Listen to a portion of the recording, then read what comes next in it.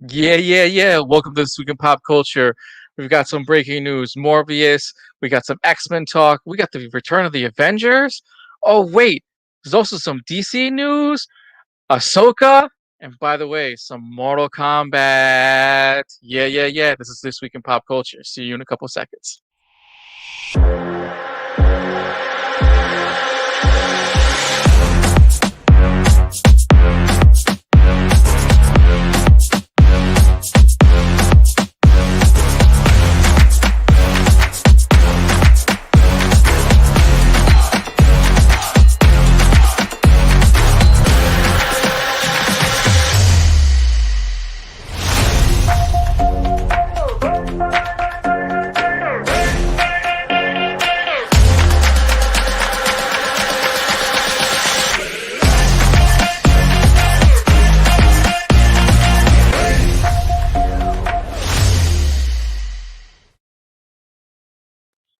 Yeah. Welcome to this week of pop culture. My name is Zandieh. With me always is the impressive Michael Bergy, and right below me is the entertaining, the charismatic, all smiles known to man, Mr. Michael Mayhem. Hi. Yeah, you like that, right? All smiles. Um, let's go. No. Let's go right into the breaking news of the week, and that is Chris Evans returns as Captain America. Who's excited? Me, Team Cap. Yeah, Come on. yeah. Come on. I Um, what should have worn my shirt. I should have worn my Team Captain America shirt. You know what? It's all right. It's all time? right. We got time anyway. Anyway, more breaking news, and this is some sad news anyway. Marvel has it looks like Morbius has been moved from March 29th to October 8th. Mayhem, let's start with you. What do you think of this crazy move that Marvel has pushed the date from March now to October? I don't understand why they did it. Venom, the second part of Venom is coming out. Obviously, Venom 2, Carnage is coming out before that. And I just hope that it doesn't mess up the chronological things that maybe we were hoping Sony would implement. I don't want them to reference, let's say, Carnage in Morbius, but then the movie Carnage comes out beforehand. It doesn't make sense. Also, why are you delaying it? Like, what's going on? You had so much time to fix the problems that you delay this movie, but you're definitely set to bring out Carnage first. So now I'm worried. Is Carnage also going to get delayed and not telling us? I think it's stupid. I don't think they should delay it, but we all gotta wait and see what happens. Honestly, I want Morbius though. I want to see it. Virgie? I mean, it makes me wonder a little, kind of like with Mayhem. Like, why are they delaying it? Is there something with it? Are they trying to go back and maybe finish something up, or maybe like graphic wise with Spider-Man 3 coming out? They've been talking of all these different characters coming in. Is that going to play into Morbius? Will it play into those movies with the Doctor Strange? The multiverse movie. There's a lot of different stuff here. Maybe we're looking at a character that hasn't been announced yet, and they want to save it for that, and they need to put it out somewhere first in one of the other shows, and then he's going to be part of that. Maybe they're like, oh, we don't want to kind of goof it up a little bit. So I don't know. Like, I'm curious as to why they're delaying it. So it's kind of interesting. Yeah, I guess we'll have to see what Marvel's next move is. It's probably not the best move, but probably not the most exciting news. It's like something we've been waiting for March, and meanwhile, with the release of WandaVision, and maybe it's because of WandaVision out right now, and then Falcon goes from February into March, and who knows exactly where these Marvels are going to go. Um, that's for another thing. Anyway, some more actually exciting news for everyone else. I don't know why I read Marvel Studios is in the discussion of we were talking Yes. about the X-Men discussion with the announcement of X-Men, with the announcement of Deadpool 3. Will we ever see the X-Men, even though a mutant has been in the Avengers? Um, Mayhem, let's go with you. Listen. We're currently going to be discussing and watching a show called WandaVision, which technically was supposed to be immune, but whatever.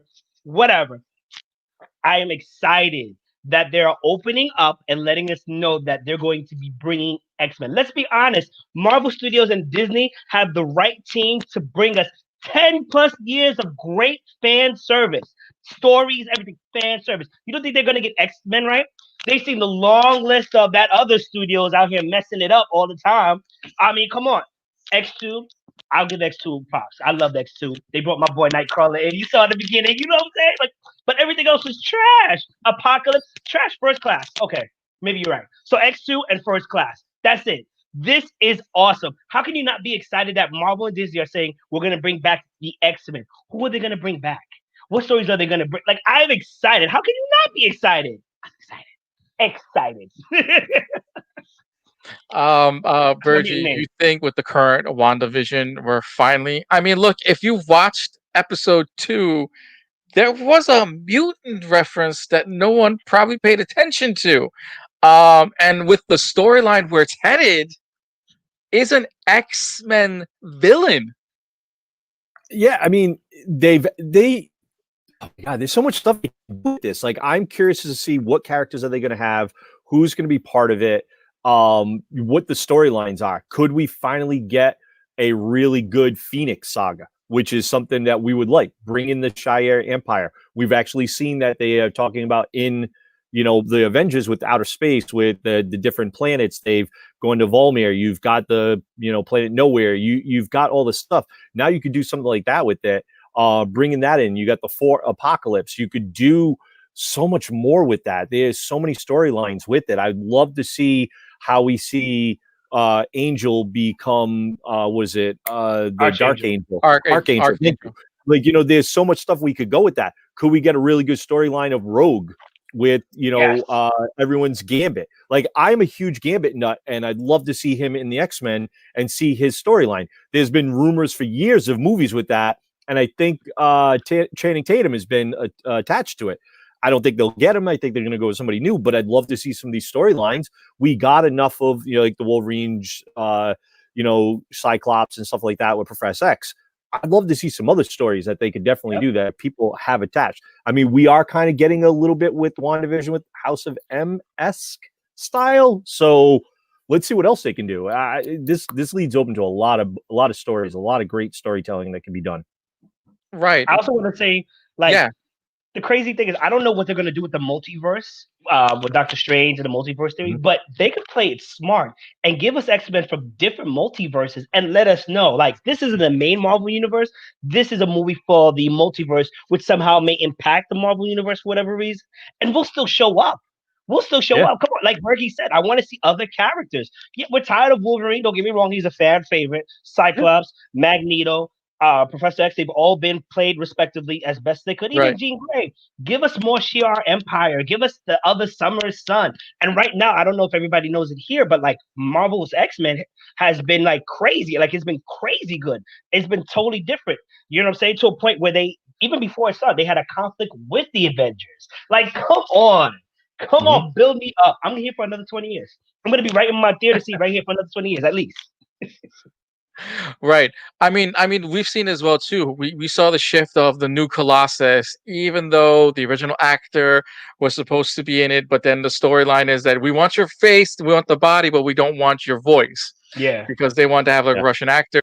Could we see, like, look, at this rate, do we want a full recast, or can we use this original cast to fit in with this one? And which cast did you want to fit in? Because I'm not gonna lie, if they threw in Endgame and they threw in the original X-Men cast, not the First Class, I would have been okay with it.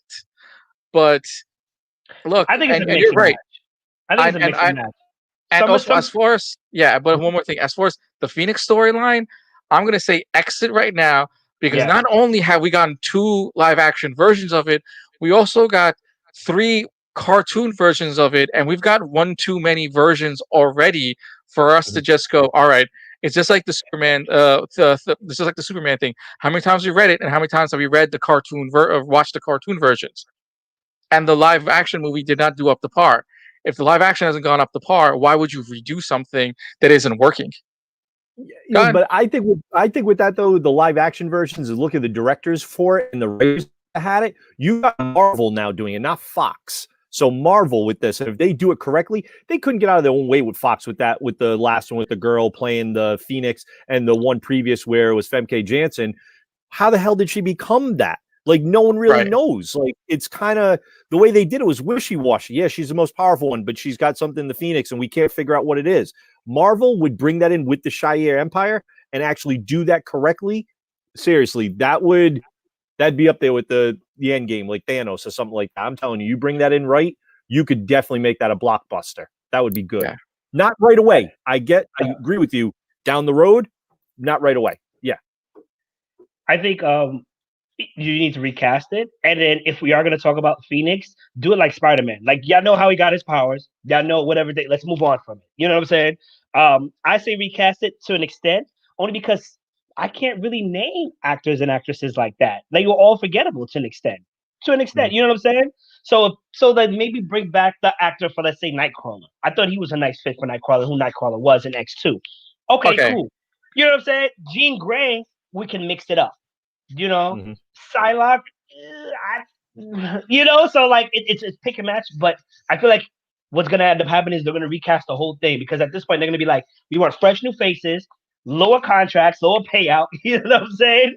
Make it all a thing. So I think Give them. So you're pretty much saying give them the Harry Potter deal where they're around for like the next 15 years, where yeah, these are our characters and everything. Which you're actually right. They should have done that since day one, and I think they did do that with with the first class X-Men, where right. they had them for a long term deal. But apparently, I guess we'll wait and see, because granted Disney has those contracts. We'll see, even if our own Wolverine happens to return. And as we're waiting for that, we'll finally, hopefully, we'll probably see, Wolverine as an Avenger. Okay. Pretty much, will we ever see the return of the Avengers? God, man, will we ever Hell see yeah. that? Like the Avengers. So just to show you how important the Avengers are, because of the Avengers, obviously Shield, Sword, all these organizations are there.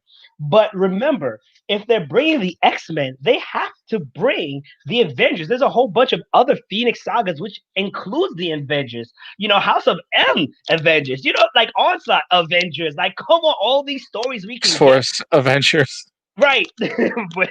What I'm looking forward to is maybe in about 5 to 6, maybe 7 years from now, from this broadcast, when we actually get the X-Men and whatnot, when X-Men they turn on Avengers. And it's like, where were you when we needed help with XYZ? And I'm just like, this is it. This is what I waited for. This moment right here. You know what I'm saying? Avengers is so big, and so is X-Men. I can't wait. So Return of the Avengers, I'm excited for. It was only a matter of time.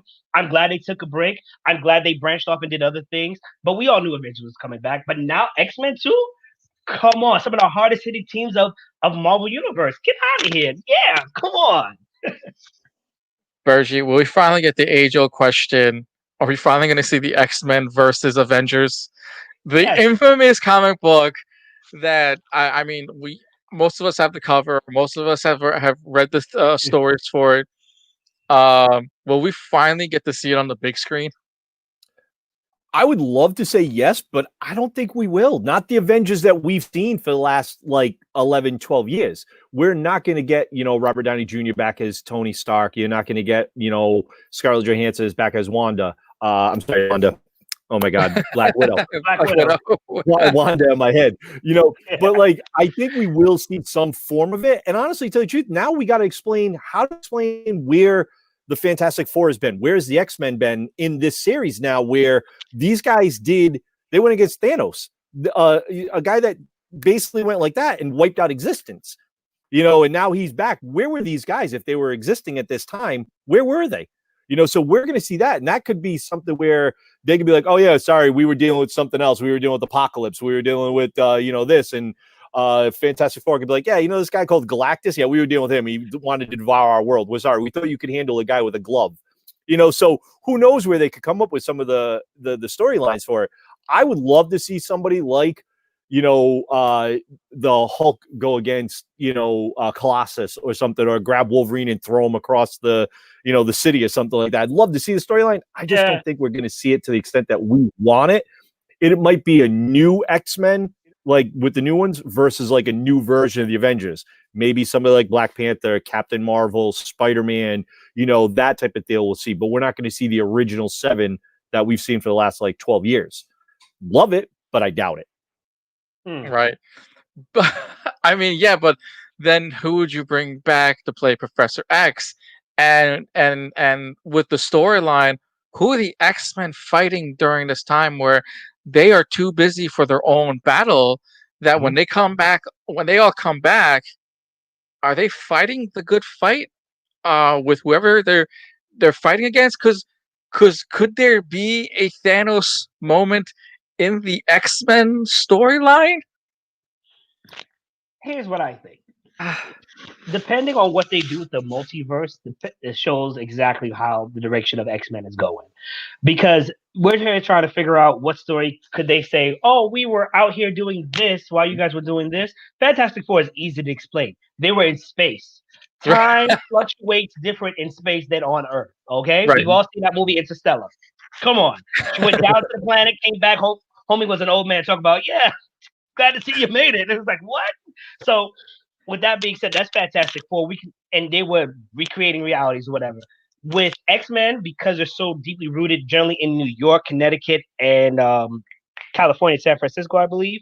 So now you have to actually explain where they're at, because they don't have Genosha the island just yet. So it all depends on how they do the multiverse theory, as far as like, is it recreating things? Is it correcting certain things? There's no universal plan unless they were facing the Shadow King. But how long were they there for? And Right. that messes up everything else. So it's all about the universe. I don't know how they're going to do it, but I'm excited. But they also and we also forget there's also the Mojo theory as well too. That's currently happening during WandaVision. But Could they be part of Mojo's world? Yeah, the whole X-Men though? No, not the whole X-Men. Generally, they never capture the whole entire team. I think but Colossus is still on Earth, sort of, right? So he fits in the Deadpool storyline, which is finally being part of the MCU. So technically, yes, Colossus is right now the only X-Man with Deadpool that's currently around during the MCU. As of right now, fan theory. We can't explain everyone else. Agreed. I think it's the multiverse, man. I'm sorry, because I know Feige has been trying to push Secret Wars too. So with Secret Wars, the whole universe gets corrected again. So then, if that plays the play, then we'll get X-Men, Terrigen Mist kind of deal, you know. Then we finally get a good black suited Spider-Man with some West Coast Avengers. Only you time don't want to see Tobey Maguire doing like the weird dancing outside of his New York apartment with the hair to here and everything. Yeah, no, not happening. Not good. Not good. But as we're waiting, as we're also waiting for that one, so will be everyone else. Will also be waiting for this, with Ahsoka finally being part of the Star Wars Disney Plus and the projected direction. She will be headed. What else could we expect in the series of Ahsoka? Mayhem, let's go with you. You guys called it, man. You guys said that she'll be chasing after Thrawn. You know what I'm saying? I think it was Bergy and Les. You guys called it. So shout out to y'all. Props. They need to stop listening to us or pay us a check.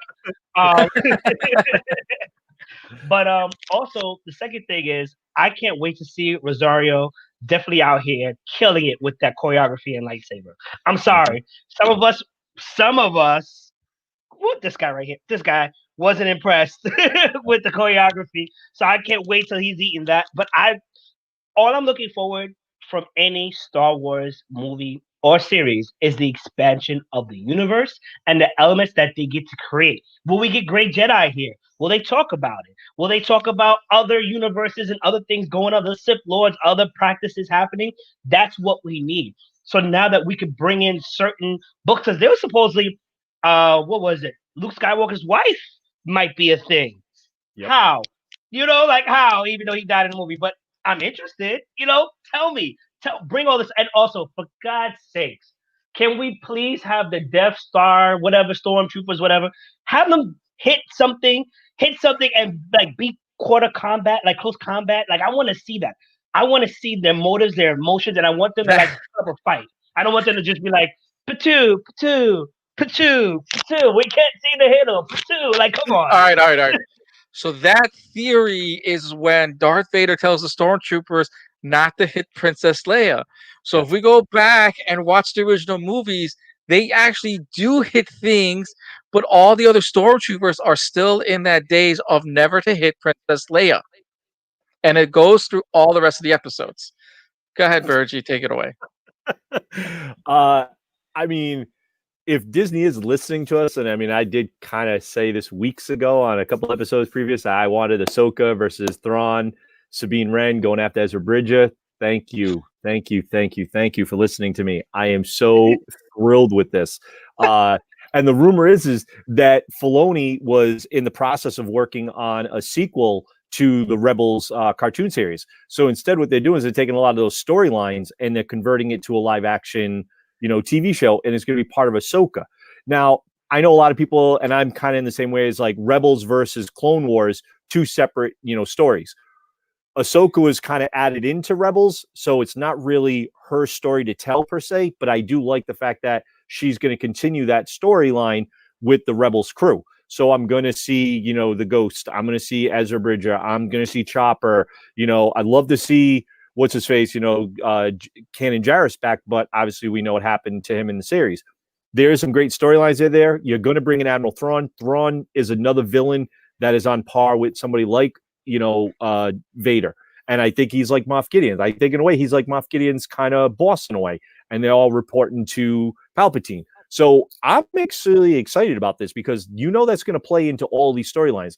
Mandalorian's going to go into it. The Rogue Rogue Squadron's going to play into this. There's going to be stories that are going to intertwine. Boba Fett's going to come involved in this. It's going to be something. We're going to get like our own version of the Avengers in all these cartoon series. TV series for Disney, for Star Wars, that's just going to basically build their own universe. And we're going to get more characters. A female-led character, which is going to be huge for leading her story, which is going to be amazing. Just that alone is amazing. Yep. Got the check. And to answer Mayhem and everything, as far as Luke Skywalker's wife, don't forget we do have a Luke Skywalker side movie, so that means that we can eventually have her come in, where Luke. Everyone now has to know that Luke has a wife, and that they tried to use Luke and try to bring him to the dark side by getting him. Like the worst part. Try to bring him to the dark side by getting married. So you didn't do the dishes, right? You didn't do the dishes. Look. The true reasons for flying saucers. If they were to tell me that all these hidden characters that were in the books but didn't make it to the movies were in the Phantom Zone, I'd take it and run. I would take it and run. Right. I'd want to see it, man. Come on, we want to see these characters. It's not like, and it's funny because we said this numerous times. I know I've said it numerous times. The books before Disney took over were classic. I used to work in Walden Books, way back when, and these books were like this big, but they were so full of good content and good character development.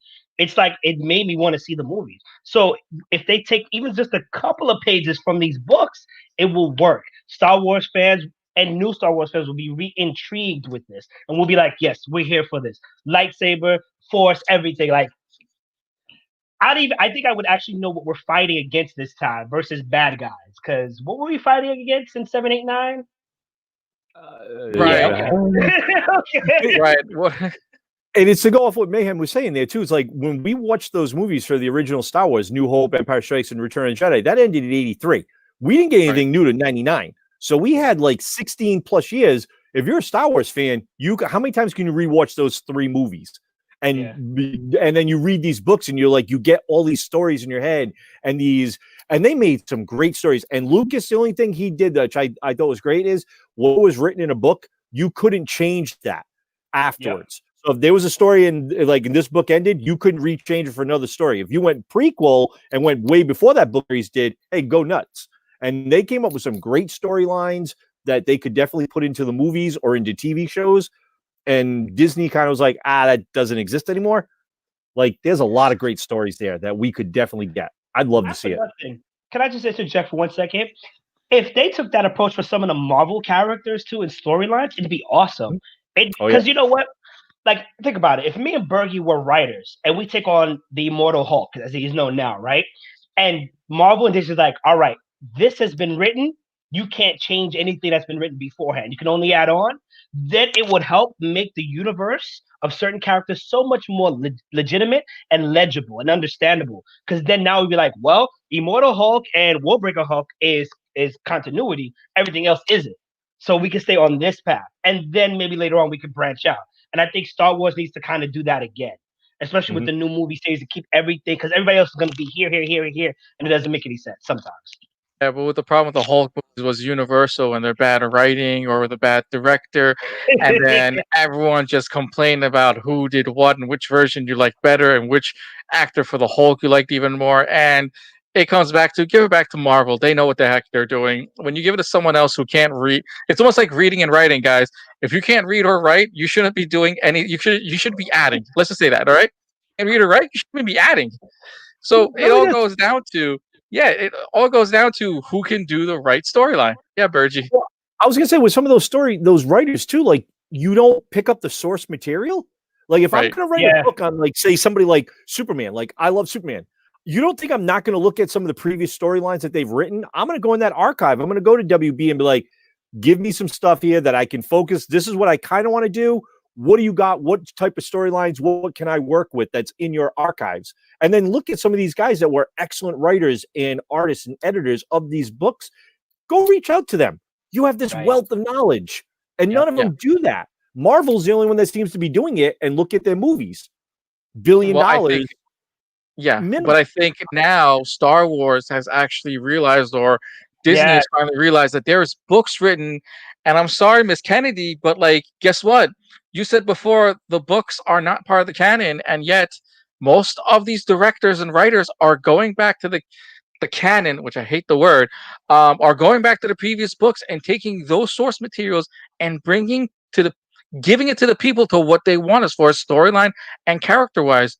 When you don't give people the one character they're looking for or the right character that fits in with the cast, then you ruin your source material. Yeah, Mayhem, you seem like you got a lot going in that brain. I just want to add on really quickly. It's not necessarily. I mean, for certain stories, it is the character, but it's all about how it makes sense, how it all comes together, the feeling of the character. So let's say we don't get Hugh Jackman for Wolverine, right? But if we get somebody who's like, we won't. But let's say we get somebody for Wolverine who's like, who feels guttural, who feels animalistic, who feels war torn, whatever. It makes sense. Like put it together. Then all you got to do is look at the stories and make a story that makes sense, that fits him, but also fits the universe, and we'll be happy. Because we'll be like, because then we'll sit here and believe, oh, he had to read it, even though you probably never read a book of Wolverine in your life. Yep. But you made it make sense. You made it make sense. I And then agree, but here's yeah. Go ahead, no, Bergy. Then we're gonna I was go on. gonna say if you're gonna stick with some of that stuff too, it's like what he's saying with like the character. Like we want to see, Hugh Yes. Jackman. We're not gonna see it. But if we're gonna do like with some of the continuity with some of the X-Men, I would like to see somebody like McAvoy play, Professor X. We're not gonna get Patrick Stewart, so leave McAvoy there as Professor X. I keep some of that. I think would help with some of the new people coming in. Same thing with Disney and stuff like that. And they seem to do that. So let's hope they keep with it. I think McAvoy coming back anyway, but here's something that everyone wants changed. And should the Punisher logo, No. should Marvel change the Punisher logo? In today's strange cancel culture world, they are demanding the Punisher logo be removed and changed. Uh, Mayhem, let's start with you. Do you believe the with the current situation of current politics and social issues, do you believe that the Punisher logo should be changed? Zaz, I'll answer that question in a minute. So, should I believe the Punisher logo should be changed? No. What they need to do is they need to start copywriting or patenting their logos, whatever. So when people use it, they can sue them to stop them from using it. The Punisher character does not represent what the logo was used for by these evil people, I'll say. You know what I'm saying? So like they're taking I'm sorry, they're definitely taking this logo and then making it represent totally, because Punisher is all about truth and justice to the harshest extent. You understand? He's out here doing something that some people would argue Batman should be doing. And you know what I'm saying? But like what these people are using the logo for is not what the Punisher stands for. And Marvel should not change the logo because it's not a representation of them, but they should copyright it or whatever they need to so that people can't necessarily use it for their own ends and needs. And you can get sued for that. And let them, I mean, like, come on, get your own logo. How creative can you not be? Like, get your own stuff. I don't want to say anything else because this is a show. I Fair, was fair. dancing around a lot of things. I'm sorry. Oh, it's okay. I feel like some questions or certain things because I'll say something right after Bergy because to be honest, yes, you're right. It does stand for a certain way, but Bergy, do you feel like Marvel should take a stand for this? Should Marvel actually like if you were Marvel, would you create a book explaining what Punisher really means? Because it seems like people have never read a Punisher comic book or don't know anything about Punisher, Also, the and that's the series. thing. Like, right? and that's a little bit of the thing. It's like Marvel, like if the guy that created the Punisher, Jerry Conway, literally says that these people that are using it are like corrupt, police officer or everything like that, and he doesn't agree with that, and he calls them half-wits and dimwits and stuff like that. And before the Punisher series that was on TV with Bernthal that made it popular on Netflix, none of these people were really using this logo. So I've actually been at a convention in New York City where people were walking around with tattoos of like figures from Marvel and DC and stuff, and there was lawyers for these places going around telling people cover up or we'll sue you because you don't have the right to that tattoo. So how is it that these guys can't do that same thing with this now and go after these extremists and these idiots that are using a logo that doesn't exactly mean what it needs, what it means? Like if people read his backstory, know his backstory, what he's saying, you guys are using for is totally two different things. Right. And if we're going to cancel something like this and everything, what happens if somebody had done this, like storm the castle, basically wearing Mickey Mouse ears? Do we cancel Mickey Mouse? Right. Really? Like, this is really stupid and for different things. And I'm with Mayhem on this. Like, I could go off on these idiots and whatnot and what they've done. And every little thing nowadays can mean a different item. It could be the most wholesome, innocent item. And some idiot extreme side takes it to an extreme for everybody. And everyone's like, we got to cancel it. Stop. Just stop. You have a choice. Change the channel. Move on. If it does not affect your life, seriously, stop. Like, I'm gonna shut up before I get in trouble. No, because as a matter of fact, I don't know, Mayhem. Do you want to add to this before I say one more thing, and then we'll continue on to the next topic? I think also too the fans need to speak out. The fans who know the Punisher, because like we've gotten obviously the writer to speak out about it. The fans need to like definitely be like, don't change it. Do something lawfully that can have them change their own logo. Because like I and Bergy is saying, like make your own logo, but also this is you're an extreme idiot using the logo for something else that isn't called for. I mean, to be honest with you, nobody wants to be the Punisher, but we understand where he comes from. To take what this man has went through and what he stands for, and then use it for the other side. Like, if the Punisher was real, he'd probably go after that group. Just saying. But whatever. Whatever. To be honest, here's one to continue on. Punisher, the original idea of Punisher, he is a law enforcement guy, ex-military, which storyline they give him throughout the years, he is an ex-law enforcement, we'll say. And through one of his things, he loses his family. And after losing his family, he goes into a life of vengeance so that he becomes like his own police officer of the world and takes on the crimes of the world so that no one loses a family member, and he takes on all forms of crimes, which includes drug dealers as well too, where pretty much drugs in the world corrupt our children, and he takes on those. That is the true definition of Punisher. Someone who's a community member who takes on a crime of his own. When you take it and change it into your own personal vendetta or use, you take away the logo of what it actually means. We've seen it time and time again, which includes college sports. I will say this because currently, yes, a lot of people don't know this, that West Virginia uses the Wonder Woman logo. And in Wonder Woman, I'll get in trouble for this one, had a different meaning for what it was back in the 70s and 80s, and now has a new meaning. And if I say what it actually meant back then, I'll get ridiculed like there's no tomorrow, because a lot of people forgot what Wonder Woman stood for even then and how she is now. Right. Current fans who are big fans of Punisher need to step up against the bigotry of the world and just go, this isn't your logo, this is our logo. We are the fans. You're using it for your own personal use, who doesn't understand what Punisher means to us.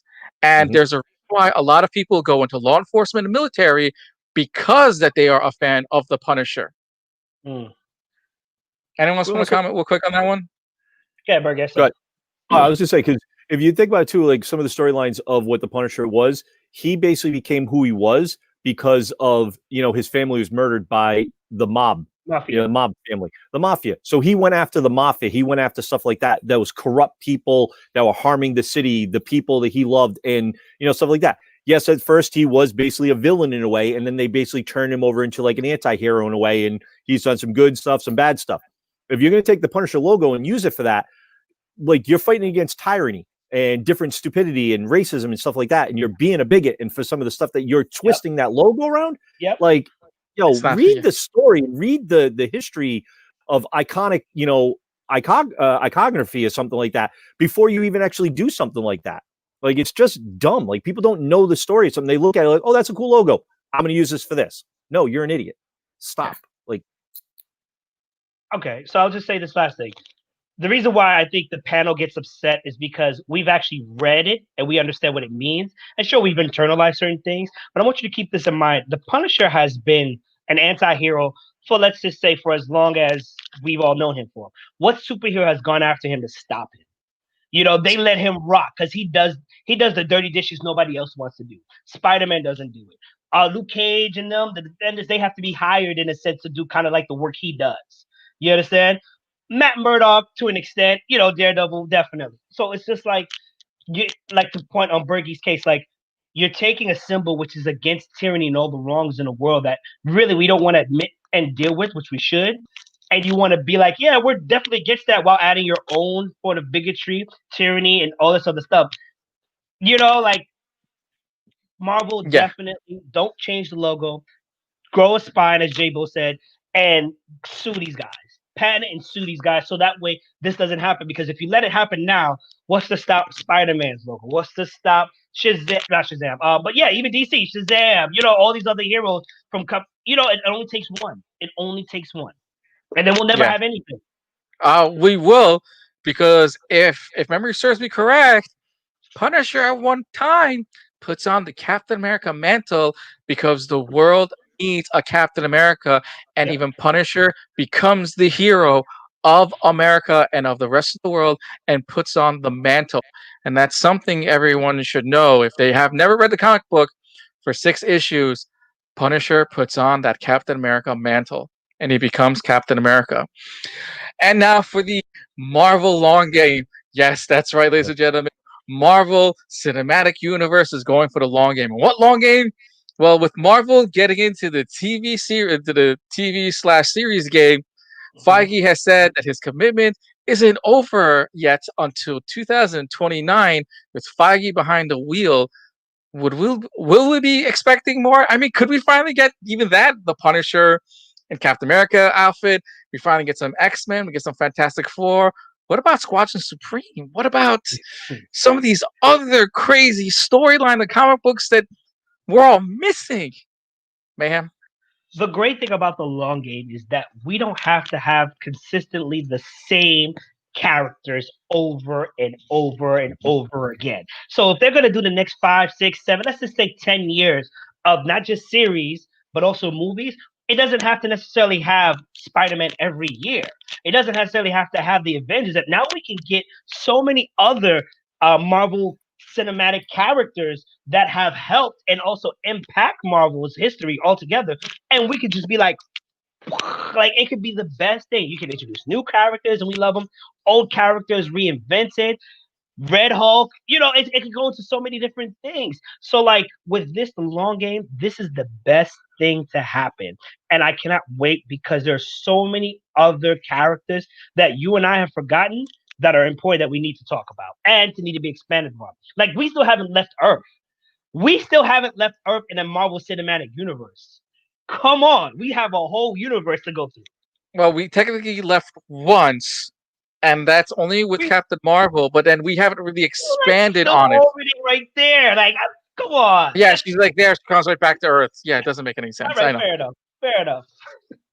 She went once, but we're still missing the rest. And it seems like it's only the X-Men and Hulk that literally leave Earth, and then we only have one Iron Man storyline where he leaves Earth. Fantastic Four leaves Earth. The Nova Corps leaves Earth. Come on, like Guardians of the Galaxy. So Guardians of the Galaxy, Thor. Captain Marvel, Thor are the only times we left Earth, and it was just like one destination. We can still expand upon that. I saw Bergy get excited, but the Nova Corps, come on, like the Nova Corps and Guardians of the Galaxy constantly clash. Like, come on, constantly. And that's what you're talking about, the long game. Like, talk about the long game, like Nova Corps. Like, how? Oh my God, I would love to see something with Nova Corps in it, and just bring me Nova. Like, that would be just absolutely insane. I would love Nova to come in with the Nova Corps and see what they're going to do with that. There's so many storylines that they could touch upon. Like earlier, someone was asking, what about Red Hulk? We have Red Hulk that could be introduced. We know who it is. Now we have She-Hulk coming in as a TV series, Ms. Marvel coming with the TV series. What about Squirrel Girl? Like, these are characters that, we joke about, like, oh, wow, Squirrel Girl. I'd love to see her in the comics, like I on a movie or even a TV series. There's different things that we could definitely touch upon that they did. Look at, no one thought Guardians of the Galaxy. They gave us a raccoon that talked in a tree that says, I am Groot. Made 2 movies, blockbusters. People want to see these storylines that have grown up watching or reading this from comics since they were little kids. And now we can get that, whether it's like a TV series, a cartoon series, or something. We are definitely in for some excellent stuff coming up, especially with the Fantastic Four. Now we're going to bring them in. Galactus. You have the Negative. There's so much stuff. I'm super thrilled. I'm like I said earlier in the beginning of the show. As long as Galactus is in the cloud, I think we're good. As long as Galactus is in the crowd, I'm good. But there has been rumors that we have had the AT&T girl to play Squirrel Girl and the writer for Squirrel Girl for at least 3 years now, and we have not seen anything except for that initial first post, and that's still going back 3 years. And I think Squirrel Girl would be an amazing thing to put in, whether it's a Disney Plus storyline that'll go with Ms. Marvel and the She-Hulk series. Maybe we could be jumping the gun, but we've seen the way Ms. Marvel and She-Hulk are coming about, where we have the new set of Avengers with Ms. Marvel's team getting built. Yeah. maybe we can finally see Squirrel Girl. If it's not the big screen, but at least the beginning part of the small screen. I think she'll be part of this Marvel. I think she'll be part of the series. You think so too, right? Yep. Yeah, as far as Mojo World, if no one's watching WandaVision, I don't know what to tell you, bro. Yeah. I mean, if you don't understand Mojo and his, I guess his deviousness of the X-Men, because remember he's playing with an X-Men character, and you finally get to hear Wanda's name get repeated over and over again. Wanda, are you okay? Wanda, where are you? Yes. Any more thoughts on the Marvel long game before we continue on? I'm really looking forward to seeing them do multiverse.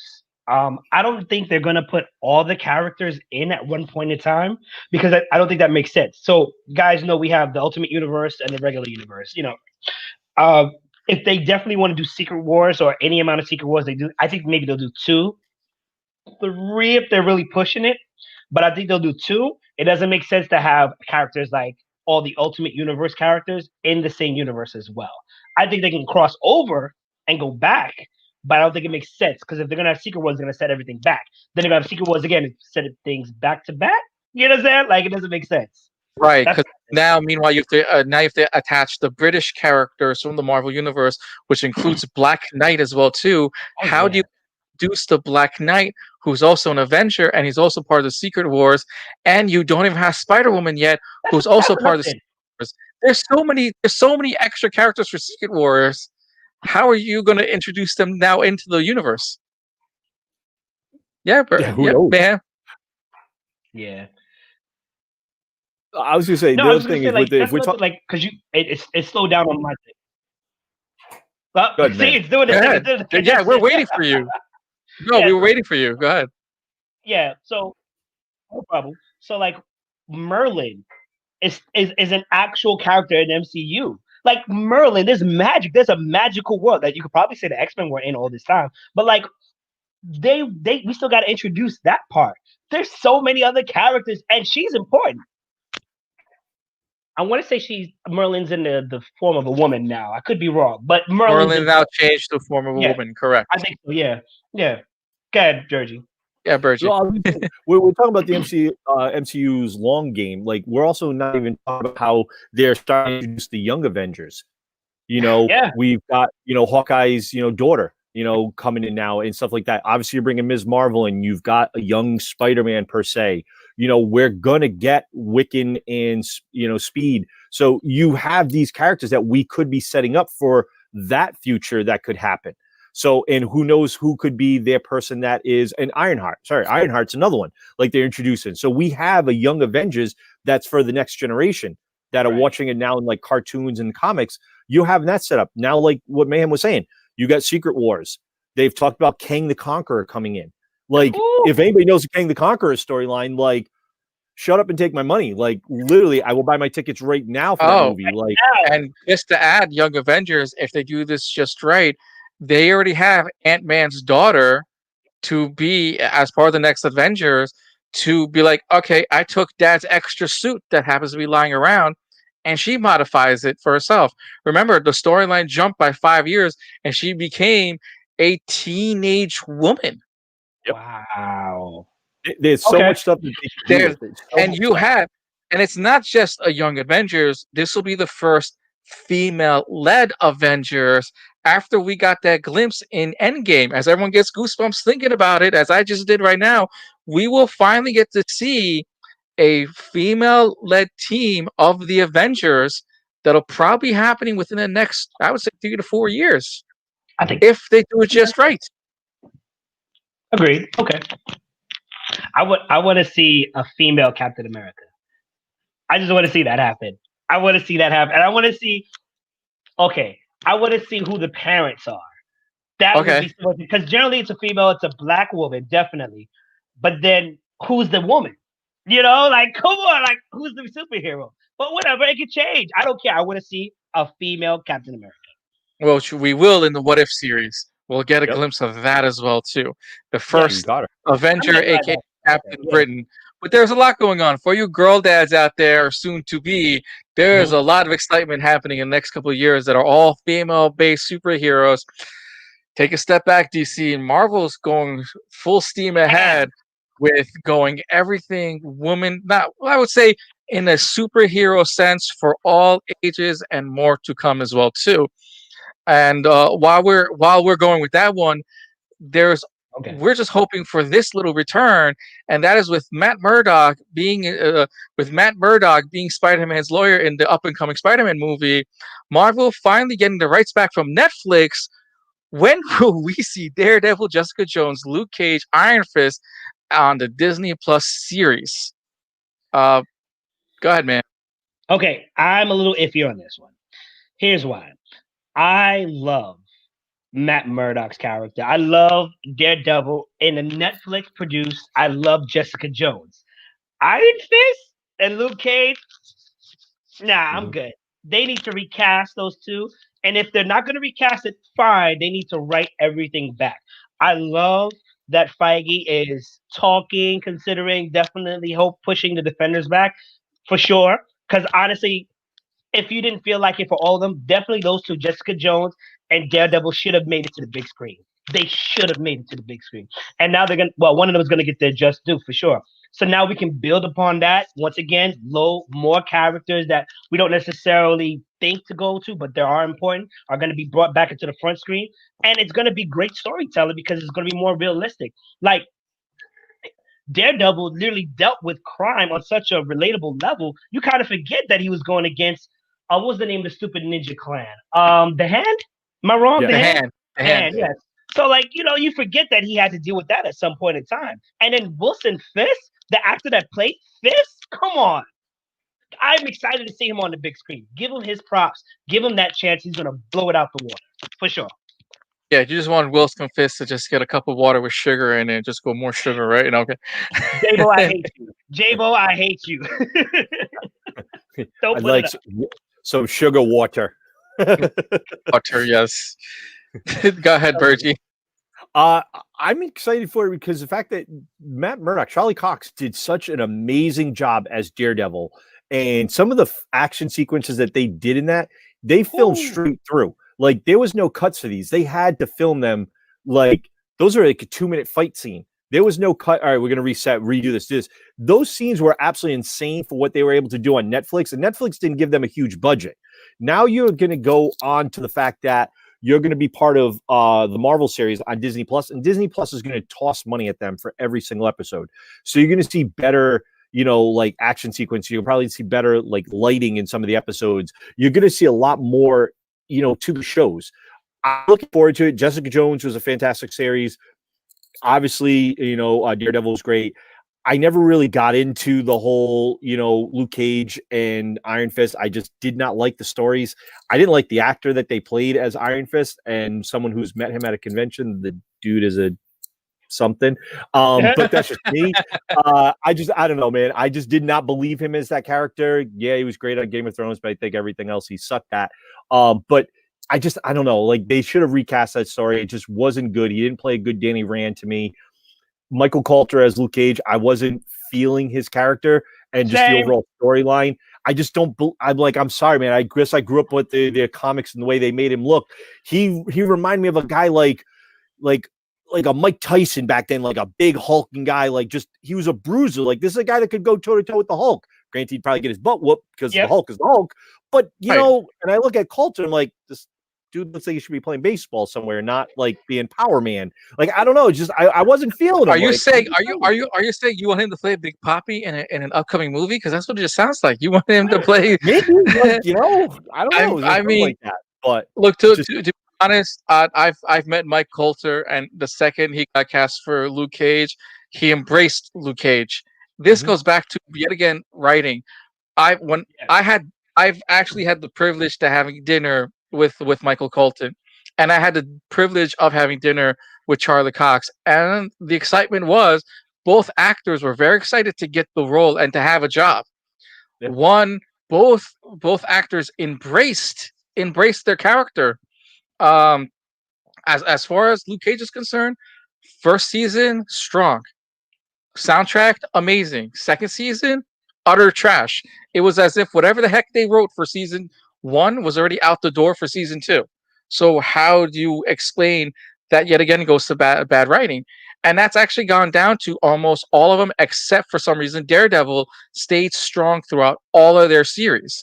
Iron Fist, that's bad altogether. Bad writing to bad everything. When they did Defenders, I think they just threw it together just to say that Netflix did a Defenders one-off movie. But this goes back to the bad writing, as we talked about. If this goes in the hands of Marvel, which is now in the hands of Marvel, Iron Fist, as bad as the actor and the writing is, can get strong. Will they continue from their series or where they left off? No. That's up to Marvel to decide later what they do. Do they rewrite everything? Because if they rewrite everything, you kind of throw away most of the Daredevil and Jessica Jones storylines. But then, yet again, do you do a reset on some? Yeah, go ahead, Bergy. I think they're going to continue with the Charlie Cox for Daredevil and Jessica Jones, because Jessica Jones is also going to be part of the new She-Hulk. So I think they're going to continue with that storyline. The Luke Cage and Iron Fist, I think they're going to Jessica Jones. Sorry, I apologize. I think they're going to rewrite some of those storylines and some of that, overall, and improve on some of it. They're obviously going to change direction with the actors and a lot of the stuff, but I think they're going to go more true to the source because it is Marvel. These are characters that play a lot bigger roles in the Marvel universe, So you got to figure, wasn't Luke Cage with, was it Dazzler? I think, and the baby, and they wanted to come out for the registry and stuff like that with the superhero registry. He was with Jessica Jones, actually. Luke Cage was with Jessica Jones. They had the baby. That's right. All right, my bad. I apologize. But there's stuff that could have played into a bigger role into the whole Marvel universe. So they're going to want to do that right, because if there's a storyline that they might want to hash out, they're going to do that right. And I hope they do, because those are cool characters. Like, I'd love to see, that type of stuff. Especially, Iron Fist, martial arts. I love martial arts. Give me a good storyline with martial arts in a superhero style movie, I'm down with it all day. And I'm into some martial arts trading in the real sense, and make him believable that this man could do a backflip, even though we'll probably get a stuntman to do a backflip. At least make it believable that this man can do a handstand too. I mean, it looks like Charlie Cox could do a handstand with the wire, and we believe him. The And he's man, blind. And he's blind, but that's a different story. listen, what was it? The Cut Man episode, the second episode of whatever season. That's one of the ones. That's one of the fight scenes Bergy's talking about, where he fought in the hallway for like over. I think it was like over 3 minutes, 5 minutes of straight fighting. I think they recorded that like 5-10 times or whatever. So it's just him brawling. If Iron Fist can do that, come on, man. We all grew up watching the Chinese movies, the kung fu action movies. Come on, come on. And especially you're putting Luke Cage and Iron Fist together. How do you not? I mean, look, as dumb as I'm going to say this, as a black and white culture and everyone who loves martial arts, it is the typical gold standard. How do you screw that little storyline up and not put them together and write a good storyline? Yep. I know. There's just so much. I mean, look, it just seems that Marvel has a lot even on their hands, even when it comes to the Iron Fist, Luke Cage.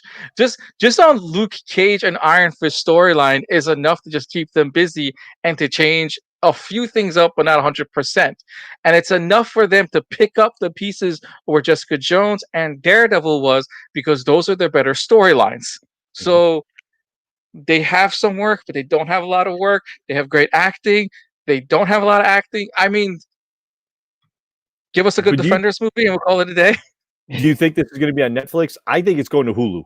I don't think it's. I'm sorry, not Netflix, not Disney Plus. I think it's going to go to Hulu because they're going to want to push content to their Hulu episodes, and if they can do that there with adding a little bit more violence, rated R style storylines with this, I think it goes to Hulu, which will help their subscriptions. I agree. Keep Disney like la la fairy tales and good music, and then Hulu's like, yeah, welcome to Oakland, girl. It's more like welcome to the Bronx, but it's still something. Exactly. Disney does next when it comes to their Hulu stream, and yes, Bergy is right, and so is Mayhem. Disney has Hulu, and granted, with the new, I guess, Deadpool storylines and some of the X-Men rated R movies, they don't necessarily have to be sitting on the Disney Plus app. They could be sitting on the Hulu app as well too. Only time will tell where these storylines will. Yeah. But the check. I know Hulu has live sports, but they also have the X-Men rated R movies. Yeah, they also have the Marvel. Hulu doesn't have live sports. It's a lifestyle. I love that commercial. I can't. What's the score on the game, real quick? As we talk about this one, speaking about sports and football, it seems that Ray Fisher is no longer Cyborg. Warner Brothers is finished with Cyborg. Yes. Well, Ray Fisher technically. But what's next with the Flashpoint storyline now, with Cyborg completely being out of the movie? Mayhem. Listen, I mean, look, we've talked about this last week as well too, and it seems that like Warner Brothers finally put the nail on the coffin now, and I mean legit nail on the coffin. He's out. We're done. I think Warner Brothers has made one of the worst decisions in their movie career to date. I think, animation wise and series wise, they've done pretty well, but this is the worst. This is like the worst. They've messed up the DC landscape. They've messed up the DC universe. And then this is the nail in the coffin. First of all, thank you for replacing the Flash. I'm looking for a new Flash in the movie cinematic universe. But Ray Fisher was speaking about some real stuff. He was speaking about, I want you to understand that, like, as an actor, especially if you're new, it takes a lot of courage for you to publicly say and call out people doing some dumb stuff. And he was vigilant on it. He called it out. I don't remember Ray Fisher being said in anything else. So to me, he was a new actor. And for you to kind of cut him out of it is stupid. And it only shows me that you don't care about the fans. You don't care about the people you work with. And honestly, I'm like this close to cutting you out. And I really should be, but I need to do more research. Honestly, I watched that movie, and Ray Fisher was one of the most outstanding, interesting characters. I watched that movie, and I was like, this is a trash movie, but I would love to see a Cyborg standalone movie.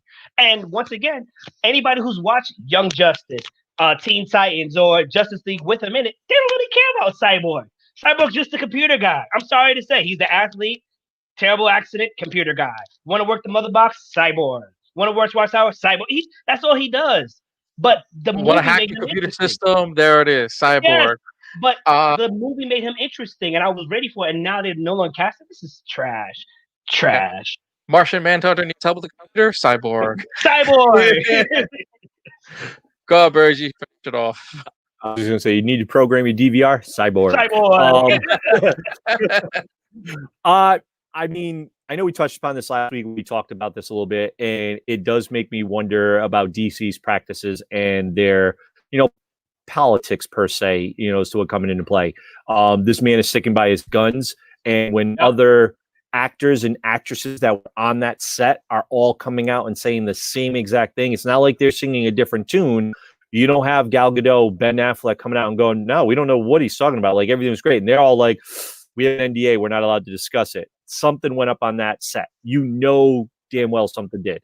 And Hamada is the guy that is the DC guy that he obviously has some gripe with really hardcore. It makes you wonder if this guy is right and he is hurting. He's going to be hurting now for other movies because some of the places might not look at him now as an actor because of this stuff. If it's false or if it's real or whatever, it's going to hurt his career, I think, a little bit. But then he's going to get, I think, independent-wise, he's going to get big. I thought he was a great actor in the movie. He was the most interesting character. His character development and the way he did it, like, I absolutely loved his character, and it was really cool. I actually enjoyed meeting him when I met him a couple of years ago at Rhode Island Comic-Con. Such a nice guy. So it definitely makes me wonder what's going on with DC. We've seen DC has a lot of issues and a lot of problems in their background. They've pretty much cut ties with everybody and anybody there, and they're cleaning house and redoing stuff. Could the cleaning house had something to do with this? We don't know.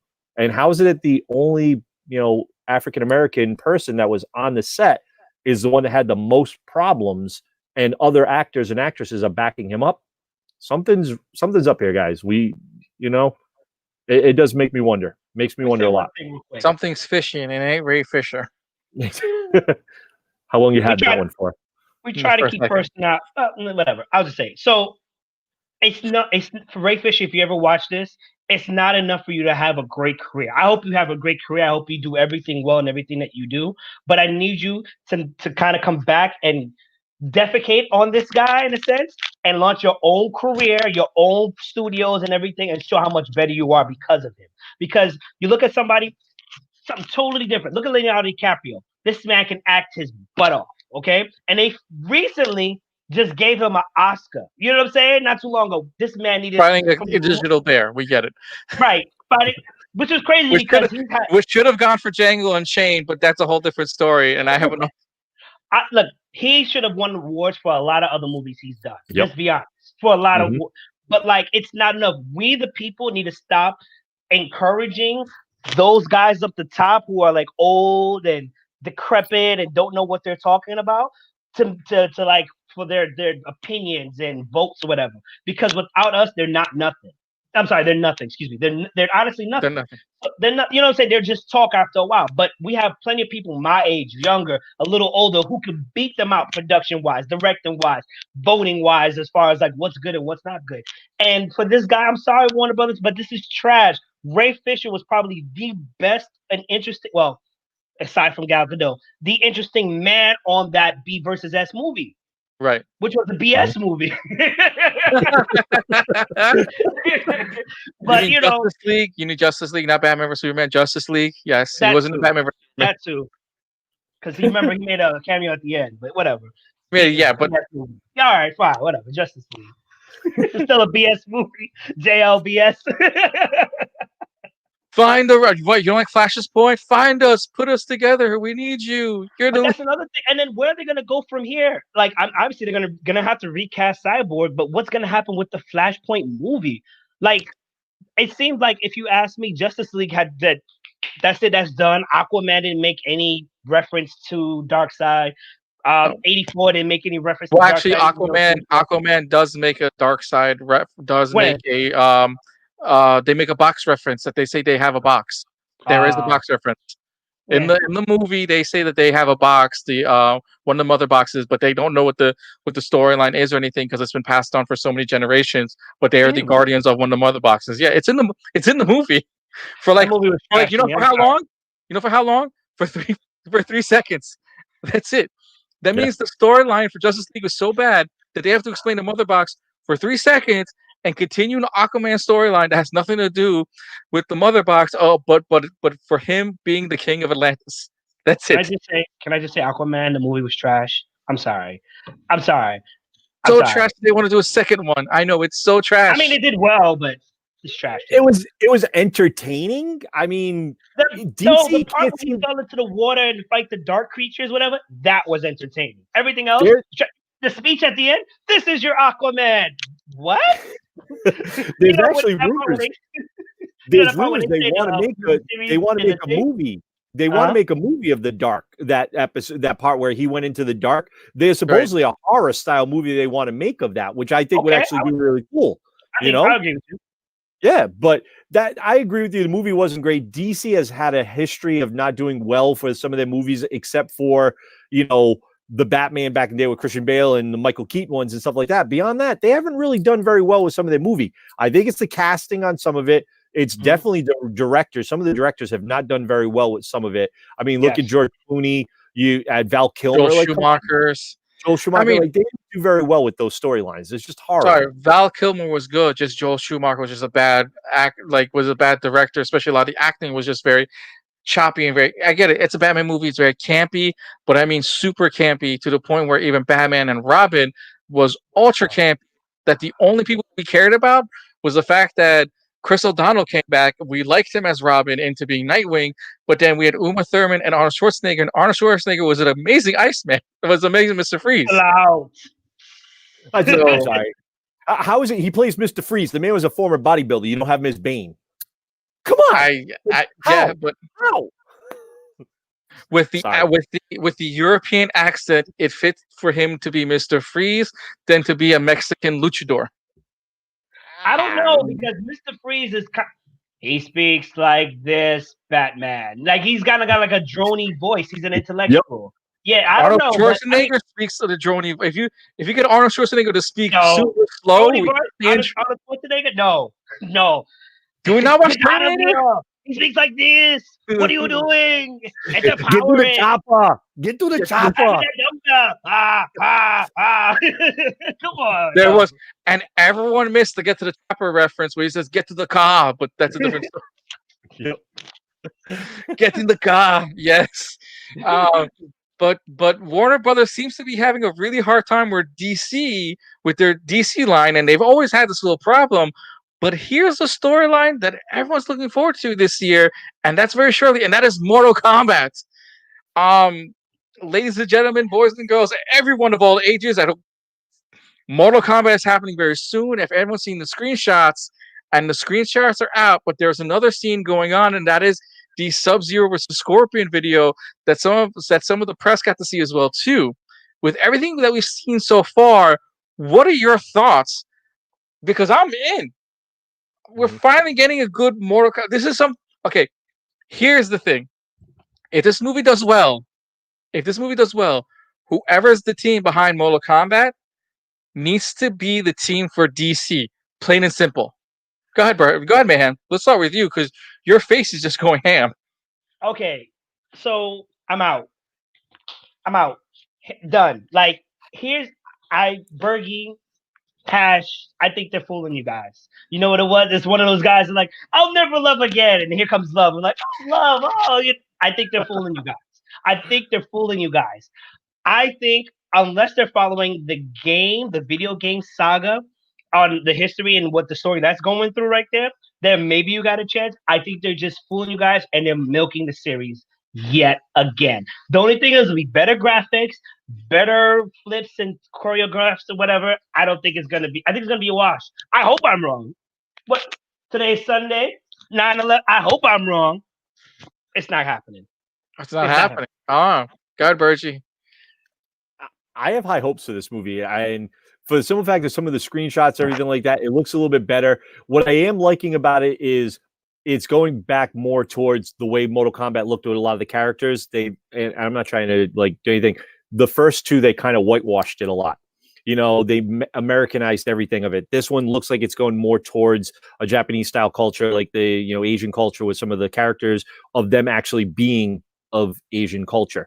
So I'm hoping that's going to kind of improve with the storyline. If you look at some of the video game characters, they're mostly Asian, a lot of that stuff. So I hope that with some of the actors that they've picked, they're actually decent actors. So I've got high hopes. I know a couple of years ago, they did one where they leaked some YouTube trailers where they showed a guy becoming Baraka, and he was I think he was a doctor, and he was obsessed with like mods, and he became, Baraka and stuff like that. And they had a fight scene with him and Jackson and I can't think of her name, Sonya Blade. To quickly cut you off with this one. This was not a fan theory, but a short production that was going to work with Warner Brothers. So they made that little short movie. That short movie turned into a YouTube series, which ended up being on Blu-ray, which they ended up changing it again for their Blu-ray series. And that was a very strong short miniseries. I believe it was only 8 to 10 episodes, and that was about it. Really short, 15 minutes long. But continue. But that's how they did it. That's where this movie is going after, is that style, that grittiness of that from the characters from the video game and stuff. They're not doing that campy 95 Mortal Kombat, like get over here, where he has a little eye. Yeah, like that Highlander show up and everything, and So I'm hoping it's going to be a lot better. From everything I've seen from the trailers, and I've talked to a few people that in the industry, and they've seen trailers for it. They've said it's absolutely incredible. So I have hopes. I kind of agree with you, Mayhem. I'm hoping it's not smoke and mirrors. Yeah, exactly. I'm just hoping it's not. It's not. Yeah, like I don't know. I'm hoping so. We'll see. All right, so 2 have 3 here have high hope. Mayhem's the only one because he thinks it's the Warner Brothers curse in a way when it comes to superhero and bad movies, which is true. You know what I'd be more interested in seeing? Y'all remember that YouTube movie Power Ranger? Remember that? Yes. Oh, yes. Bring that to life. Yes. Bring that where to life. you have James Vanderbeek playing Rocky, Red Ranger. What happened at the end? Tell me what happened. I need to know. And the Black Ranger was dope. Oh my God. Yeah. Okay. Yeah. It's just James Vanderbeek. He's just a bad actor. God, it's horrible. No. So that little 25-minute video put James Vanderbeek back on the map for acting, by the way. That Power Ranger video put James Vanderbeek as a baddie. That gave everyone who's a Power Ranger fans hope for the movie, which tanked, and fans wanted a darker storyline, as dark as they got. There was a darker storyline that was being made by the original Rangers from the original Mighty Morphin Power Rangers, and Saban nixed it because they said it was too violent, it was too Greek. Oh, that was Nickelodeon. That was Disney. Disney had the rights at one point. Yeah. One of the series had a dark storyline. They made the episode, but it was never released, and they said it was too dark for kids to watch. And that's currently in Hasbro Nickelodeon's vault. I mean, look, if Hasbro Nickelodeon wants to take shape of this, they can release it on YouTube, on their next Blu-ray, on whatever, saying the dark episode that no one else got to see. Yeah, Mayhem. So, like, for anybody that's like thinking that Mighty Morphin Power Rangers or Power Rangers, whichever one they decide to go with, can't be dark, look at the movie Up. Okay, look at certain Pixar movies like that. It's kind of dark, but they've managed. Toy Story, all of them. It's dark. They managed to hide it in bright colors and just make it a good feel-good message. So they can do it. It's just they need to just do it. That is every Pixar movie. There is a moment of darkness or a sense of reality when they go to the reality, and that is their dark moment. Yes, because I would argue Up is about that old man going to like off himself. He was like, you know what? My friend's dead. My wife is dead. I got nothing to live for. They taking our house. Oh yeah, no. See what happens? Movie, balloons. He was leaving the earth. Yeah. Yes, you're correct. You think about how dark everything is. Look at Disney, and every Disney movie, cartoon movie ever made, one of the patriarchal members dies in the first 5 minutes, or they're not even alive for it. Killed. Is Yep. killed. Bambi, Did you mother, shot. Lion King, Mufasa ran over, like literally killed. Every single main character killed.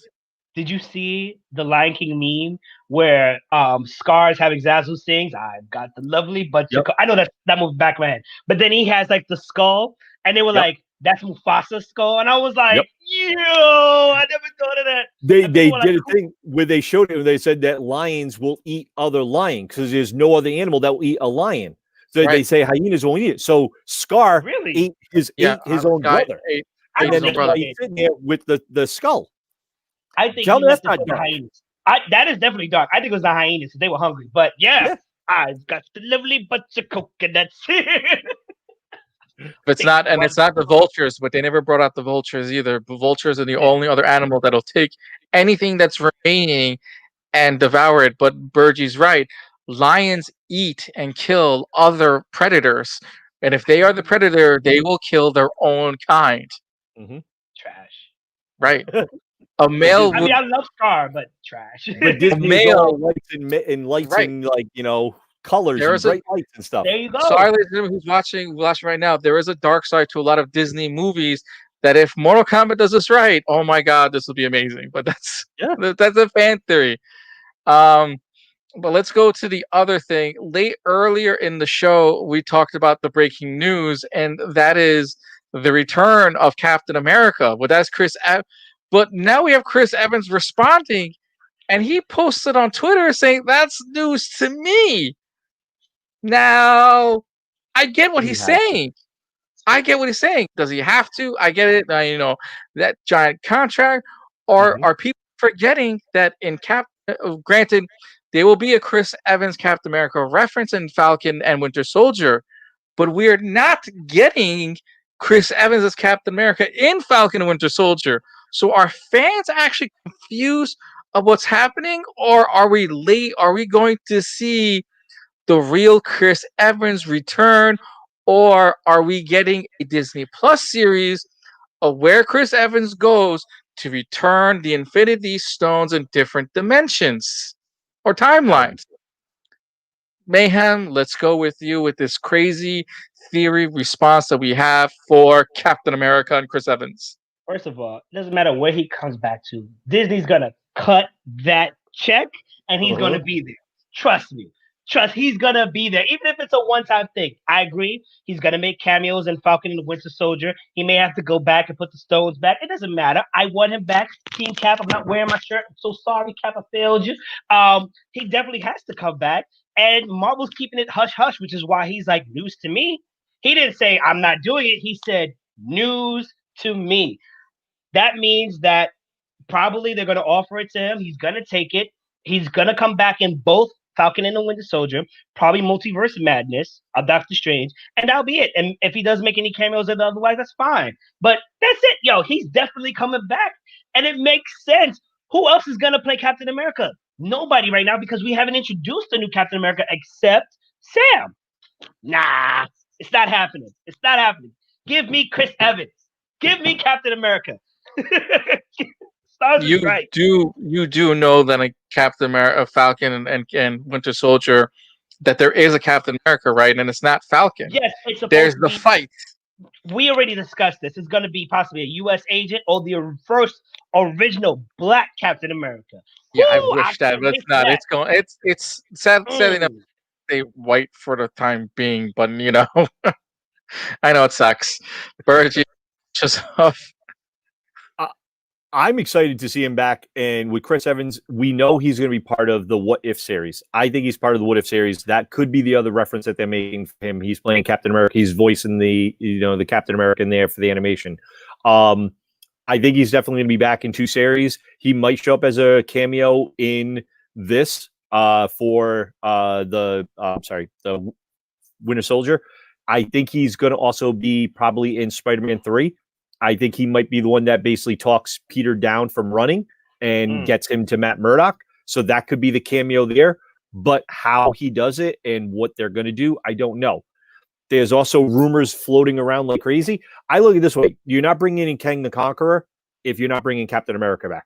because the only reason Kang the Conqueror comes back is because he's there to kill Captain America, because that for Captain America being found and being brought to life 70 years later out of the ice ruined the future. So how are you introducing Kang the Conqueror, and who's he coming back to kill? If it's not Captain America, who else is it? So I think he's coming for that. He's going to be that part of it. I don't think he's the main storyline of that, but I think he's going to be part of it. And then there's also Secret Wars. Could he be a Skrull? We don't know. There's so many storylines that they could throw Captain America into. And I've said this before, and we've heard it on here. We've all said it. I still think Tony Stark, Robert Downey Jr. will be back. I don't think playing as Tony Stark as that. I think he's Ironheart. He's the voice, basically Jarvis. I see him doing that.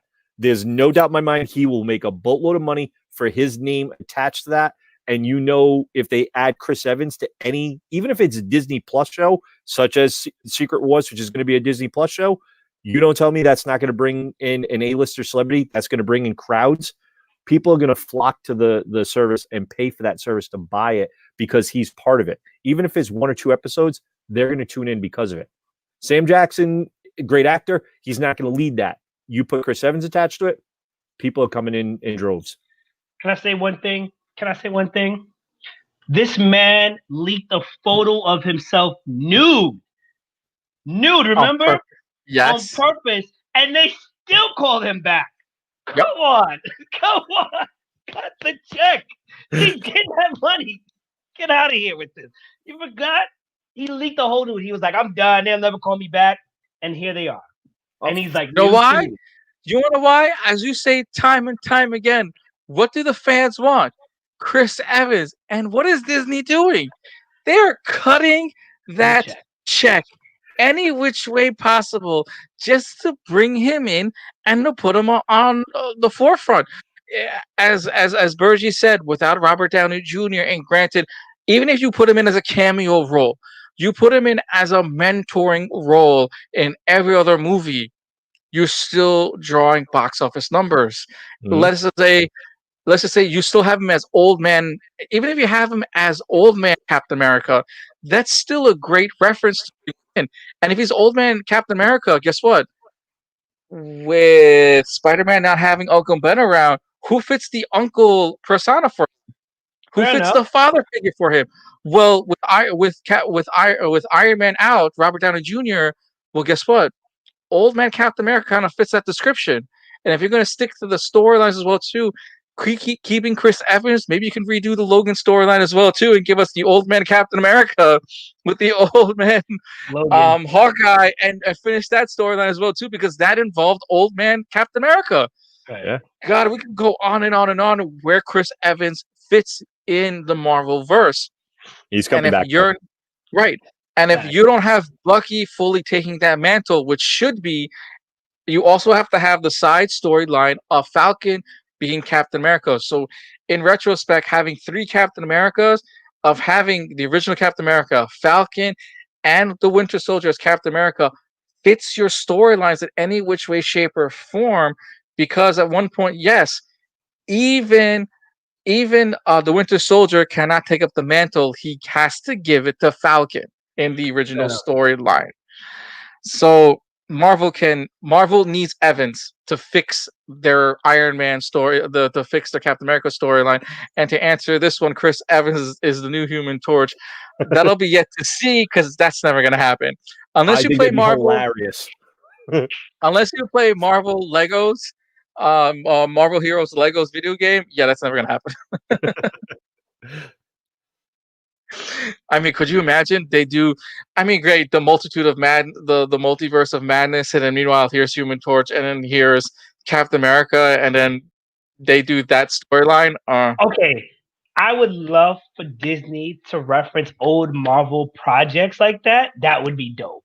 Or like even when they bring in the Defenders, and like when we get the final Defenders, and they're like, hey, weren't we supposed to be somewhere? Yeah, that Doctor Strange guy told us to be here about an hour ago. Right. That would be dope. Right. Because all the Defenders are in New York, so it makes sense that they would go to Strange's place. Right. It'd be nice to see something like even having like a deja vu moment. Like, I feel like I've been here before, like kind of one of those deja vu things, and all the fans are like, Oh my god, they referenced it. Yes, thank you. Like, I think it'd be funny. I think it'd be Right. funny. Or they walk by, like, even if anything, they pass by Matt Murdock's law office Yeah. Yep. in Hell's Kitchen. They walk by the oh my god, the Doctor Strange's building in New York City.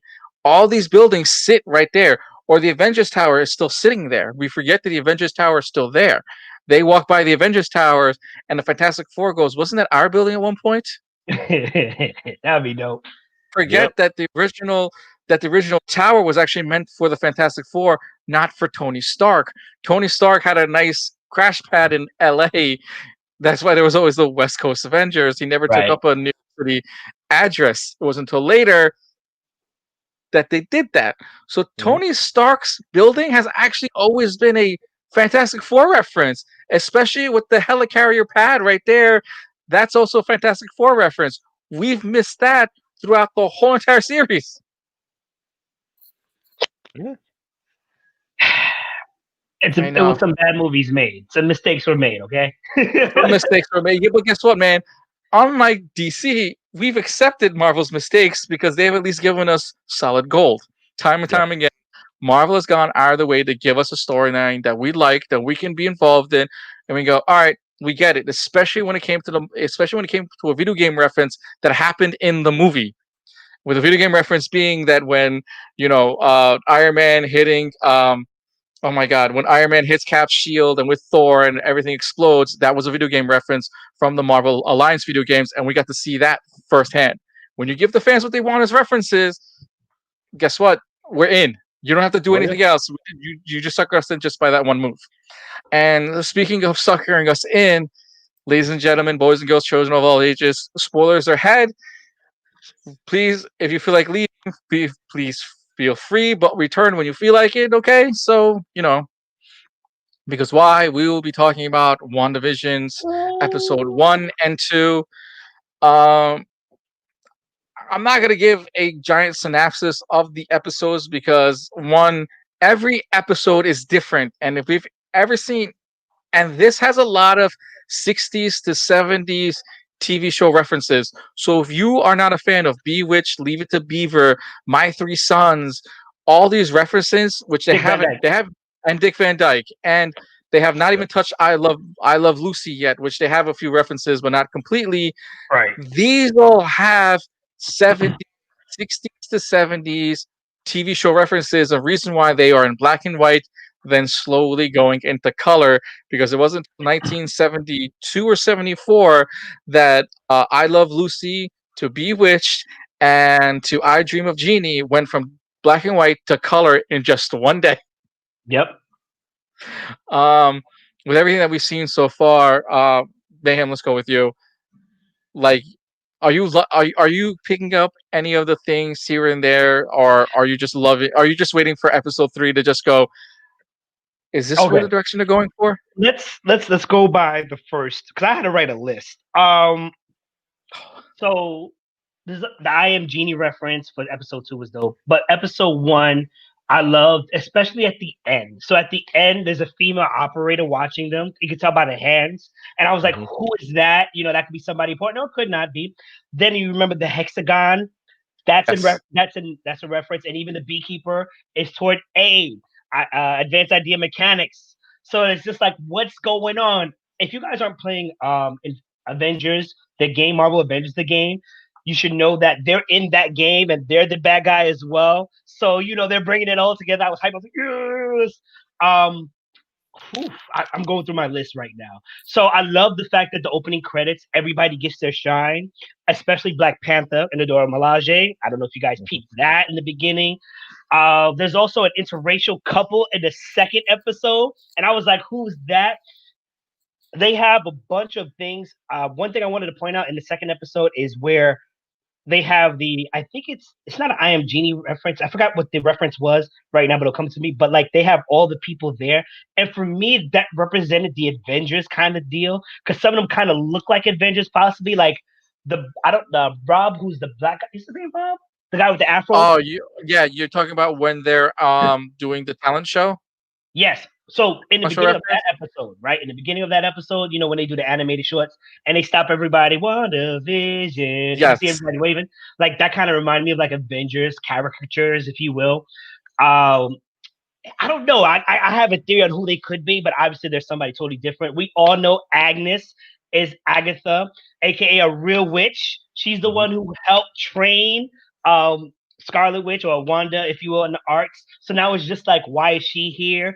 Some key references: Bova milk. Bova was the cow that delivered Wanda Maximoff and her brother in the original series.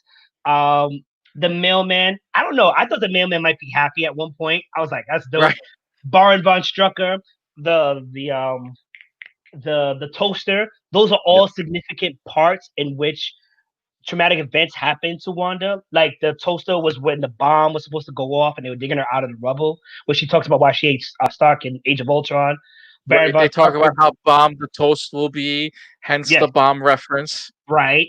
Um, there's so much. Oh man, the Mind Stone is on the cabinet that they did the magic trick on. I don't know if you guys caught that. Yes. The Mind Stone is there.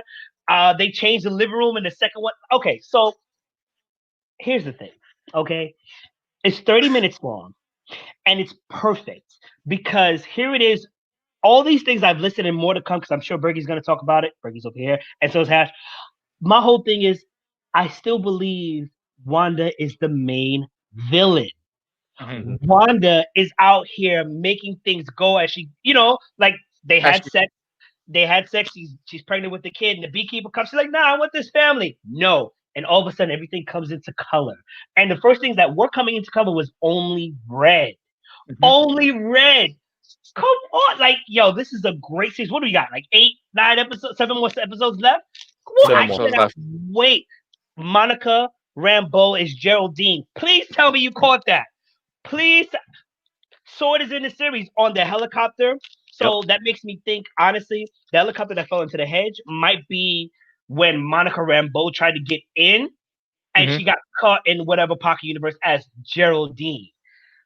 There's so much other stuff. I don't want to continue talking too much because Bergie's got to talk, but this is the best thing. Last thing I'm going to say. Why is everything red, poke out, except the gum Big Red? Right. Enjoy. Ugh!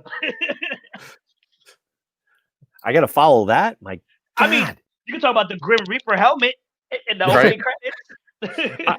I mean, The I Star, thought the Stark watch, and not Stark watch, the Baron von Hydra watch, Strucker. the commercial.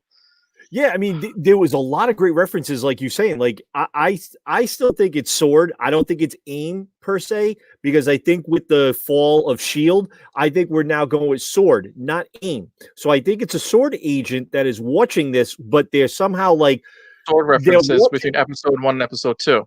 Right, Yeah. and there's an ape entrance at the end. Go ahead, Bergie. No, let him talk. Like, stop getting me in. Sorry, Hash. Sorry. No, but and like you said, like where there's somebody watching this and trying to see, I think like she had a break at the end of like at the when Vision died. Because if you notice, Vision doesn't have the jewel on his head, and it's like you said, he's that jewel is on the magic cabinet, and they did that, like great references and stuff like that. If you notice his head, he doesn't have the jewel, and you see it where we're saying I think she's had a break from reality, because you look at everybody that was sitting there when they were doing the dinner, and we get the reference of the mom from that 70s show. I absolutely love that lady, love her, and she's sitting the there. official But grandma, she's mom of sitcom. Seriously, but she sits there with a blank stare at one point. Right. And she has that look. And then like he's falling down and he's there. And she's just like, yes, save him. Yes, save him. And you can see the look on her face. Like these people somehow got warped into her reality. So she's having a break with reality, which is the House of M references. So if they're doing the House of M references, they're referencing mutants. So there's a lot of different stuff that we can see that they're going to do with this. I think, like you said, with the Monica Rambeau, where all of a sudden it looked like the red and yellow was the main two colors of that helicopter. And then Agatha, she shows up like right away. It's to try to distract her from that. So I think she's trying to keep her involved in this, to keep her in this reality, which is also leads into the devil, Mephisto with her. Oh The my devil's god! in Like, the details. right, exactly. It's the devil's in the details. It is so great with that. I love the humor in it, the way they do the whole 50s sitcom things. It gives you that old school, I Dream of Jeannie style, like the comedy and that type of stuff. Like, I do like that. And I think they've improved on it with this storyline. It is great to watch her where she's trying to figure something out. And then you see Agnes shows up. Then you get when she, how the coffin there. And then all of a sudden you have Monica Rambeau pops out Right as there. Geraldine. So she's like, even she says, it's like, how did I get here? Like this, like she doesn't know. So she broke in. Somehow she got twisted into the warp reality. She's now part of the storyline that is her reality. And who's feeding this storyline? So that's why I think it is Mephistus, Agnes, Agatha. They're feeding this to her to keep her going crazy because they're trying to use her hex or her reality warping magic for something. So yeah, chaos magic. So this, God, man, I'm looking forward to 3, 4, 5 episodes because they're going to add more to this. And it's just going to keep ramping up. We're going to see more references. I do like the Strucker reference with it. We've got the Stark reference with everything. The Hydra Watch. They're touching upon a lot of Easter eggs here that are going to lead into the series. That's going to go into the movies and other references. So I want to know is this, all right, with all the commercials that they're making, could you see an extra product line be made? Because look at that toaster. Who wouldn't want a Stark toaster that can also make? Remember, they made a grilled cheese reference, and especially the old, like if you've never made grilled cheese the right way, I went and did it the toast way, and that was doing the toast way. They made a toast grilled cheese reference, which I loved. Which that toaster also could make meatloaf. Remember, it said it could cook meatloaf, meatloaf. yeah, the toaster can Like, make meatloaf. come on. Is it a bottom tray that can cook? The bottom tray can cook. It was a So toaster I oven. want to know if they're ever going to make that toaster. And look, Disney has a lot of products. Look, and that watch looked like a old school Rolex, original I would Rolex not get it. design. I would not get it because it's got Hydra. We all know Hydra's associated with. I'm sorry. Hail Hydra. If they took off the Hydra, so look, okay. For anybody who's watching this that don't fully understand what's going on, like Bergy said, like Hash said, they're giving us great Easter eggs. It's not just Easter eggs like things you may know, but they actually mean something in a great fan service. Right. So I don't know. Let's just say we have 7 more commercials. At what point do we touch upon Thanos and what he did to Vision? Like what other traumatic events are they going to talk about? That's one. I believe AIM is trying to infiltrate. I believe Right. Sword got into. They changed it. It was sentient world observation response. I forgot what the Well, details. this will also lead into. We also forget too that this will also going to lead into Loki as well too, Right. and that's probably also the reason why even Morbius got like pushed back because I think with Morbius being around March, we're looking at back to back. They're focusing on Disney Plus, and what Disney Plus right now is they're focusing on all their Disney Plus storylines to lead us into the next movie, and that goes into even Black Widow. There's apparently supposed to be a Black Widow reference. Black Widow reference. Black Widow weapon. Yes, this is supposed to be a Black Widow reference in WandaVision. Listen, There's also a Quicksilver cameo as well too, which I'm fascinated to see where this is going to go. And if everyone watched episode 2, the person that comes out of the manhole looks like Vision in a beekeeper suit. really, I thought his jawline was too long. Listen, I'll say this: my favorite character so far is Bev. Does everybody know who Bev is? Bev was the Portly woman who was like wearing like the cow costume or whatever. Yes, And then, yes. And then she was like, "Is that how mirrors work?" And the lady was like, "Shut up, Bev." See, and the lady that was the committee person. Could that be like Hydra? Could it be Hydra? Could it also be the devil himself? No, it wasn't Madam Hydra. There was somebody who was part of the Shield. AIM. It was like someone that was a female. That was the head of AIM. So that could be her. Well, remember when she was talking to Wanda, and what's his face started speaking from Ant-Man and the Wasp. Oh, was it Jimmy Woo? I forgot his name. So like she like Wanda loses her focus, and she Yep. lost her focus, and she was like, "Who are you?" Yeah. You know what I'm saying? And then when Wanda got back, so like here's the thing: when Wanda has those moments where it kind of looks like she's doing her Nicolas Cage, where she's like, like I don't think she's confused. She's just like trying. Well, she is confused to an extent, but it's not like she doesn't know what's going on. She has an idea, but she's trying to like not have a full breakdown. She's like trying to calm down and trying to make things go. Because like when that guy, the boss, Vision's boss, was like, "Well, where did you come from? How did you get married?" Like she technically made him choke. He didn't Yep. choke. Yeah. It was her. Another thing that I'm just gonna say before I let you guys speak is Use the force. technically it used the force, Luke. Technically They've envisioned. Wanda is technically the Infinity Gauntlet, where she has access to all the Infinity Stones through Chaos Magic, and her brother is really, I think, the Power Stone, which is the blue one or whatever, whichever the blue one is, whatever. So, like, she's doing all this because remember, she even told Vision in an Endgame that was it Vision? No, she told, I think it was Ronan, Hawkeye, that Black Widow and Vision understood, like, and through the Mind Stone, that they understood that he cared about them, and they knew what happened. Everything was okay. And it's like, well, how do you know that? Because she's linked to all the stones. She has all their powers to an extent. And I'm just like, oh, that makes sense. And it's beep! like come Right. on. But she's the main guy. She's the main villain. 100%. She's the person that can manipulate her own reality, and whatever this reality is, she's managed to change it. And we've seen it from episode to episode. From episode 1 is one setup of the house. Episode Right. 2 Yes. is a new design of the interior of the house, and Right. now we get to see the outside, which is a whole new garden. Oh, look, there's a community around us now. So what's going to happen in episode 3, and what the house will look like, and in what kind of 70s or 80s reference of a TV show will we get? She's world building, yeah, for sure. If you do look about it, and J-Bo kind of touched upon it in his comment, it's for the children. If you watch each Right. episode, they seem to have a theme for it. The first one was, how did they come together? They're Right. married. How is their storyline? The second one, they're already together. Now it's for the children. They're all things are there. So they're hinting more towards her and Right. him. Like, how do they get And together? next The children, something like that. So And at the you're end of the gonna get episode, she's pregnant. And at the Yeah. end of the episode, she's pregnant. So by third episode, we'll get to see the children. Do we see babies? I don't know, man. I mean, obviously we're going. What if she's pregnant throughout the whole time? I don't know. I think she's No, because at one point they go out for Halloween. And if you watch the end sequences through while they're doing the digital animation through the end sequences, they're showing clips of what's going to come in the next episode.